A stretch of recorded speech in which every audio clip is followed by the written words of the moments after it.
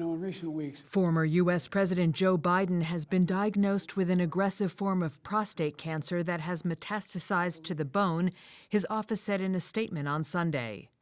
The 82-year-old Biden was diagnosed on Friday after having experienced urinary symptoms. He and his family are reviewing treatment options with doctors.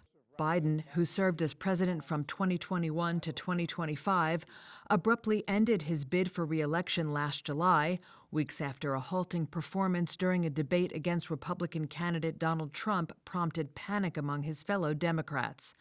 Vice President Kamala Harris took over as the party's nominee, but lost in November to Trump.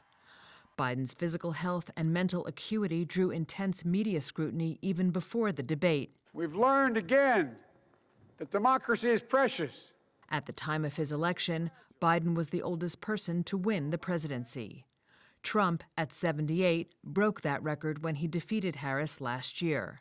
Biden's office, in its statement, said that his cancer, while aggressive, appears to be, quote, hormone sensitive, which allows for effective management.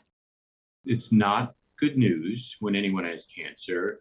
There's some things about this presentation that are worrisome. Number one is under a microscope, the cancer cells appear to be aggressive. And the way they describe that is that there's a high Gleason score. A Gleason score of 9 is that's on a scale up to 10. So a Gleason score of 9 or a grade group 5, that's two ways of saying the same thing, which is the cancer cells appear to be aggressive. What concerns me more than how the cancer cells look on our microscope is the fact that the cancer has been reported to have already spread beyond the prostate to the bones. And when the cancer has spread to the bones, that makes it stage 4. That means that the cancer is not curable. There's no treatment available that can cure the cancer. There's definitely treatment available that can control the cancer, really good treatment to control the cancer. And I would assume that the doctors caring for the former president are thinking that way right now. So with prostate cancer that's metastasized to the bone, you could control it for years. 2 or 3 years is very realistic. And some lucky patients get control for 4, 5, 6, and even longer. So I would assume that the president or former president gets a very thorough physical every year. One of the best screening tools that we have to detect cancer is called the PSA. That's a blood test that looks for cancer. I would be interested to know what his PSA was the last time it was checked. It's sort of hard for me to believe that if he's had a PSA within the past year that was normal. It's possible. It's definitely possible. But that would surprise me. Usually prostate cancer doesn't,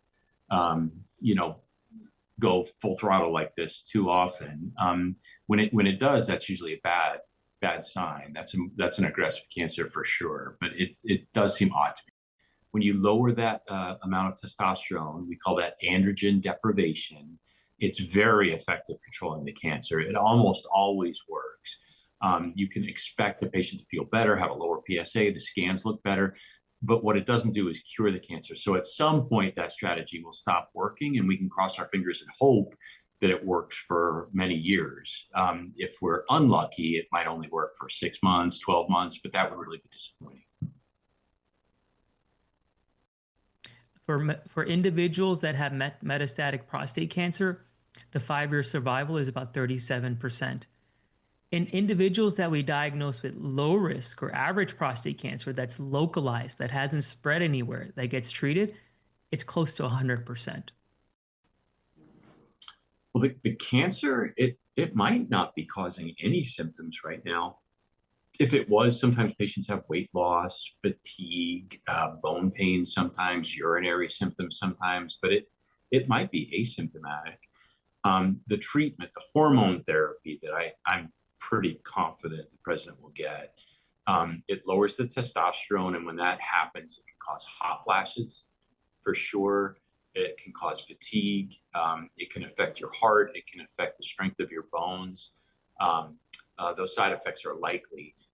In someone who may have some baseline frailty or baseline cognitive dysfunction, I would worry that the hormone approach might make those symptoms a little bit worse. In a lot of patients that get diagnosed with metastatic prostate cancer, the treatment usually starts the day of the diagnosis. So patients may start on their androgen deprivation therapy, which is pretty much like hormone castration. So we're trying to like slow down the cancer, which can be fed by hormones or testosterone. So the treatment starts there, and then as more evaluations are being given, and as they see more specials, as we're expanding the team, more things may be added based on what that specific patient needs.